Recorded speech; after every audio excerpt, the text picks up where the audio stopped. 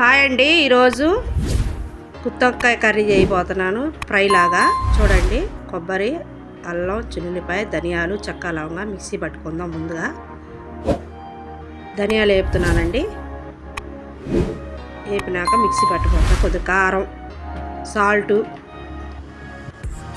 Grind పెట్టుకున్నాక ఇట్లా వంకాయలు బాగా కోసి పెట్టుకొని లోపల మసాలా పెట్టుకుందాం. ఆయిల్ వేసుకుంటున్నాను చూడండి.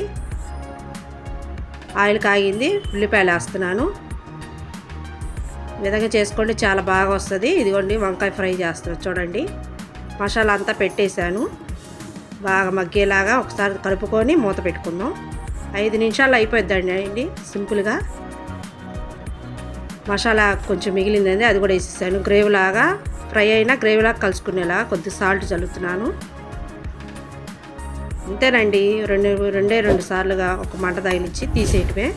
చూడండి, అన్నంలో కలిసిద్ది గ్రేవు ముక్కగా బాగుంటుందండి. ఇట్లా చేసుకోండి మీరు కూడా, సింపుల్గా అయిపోద్ది.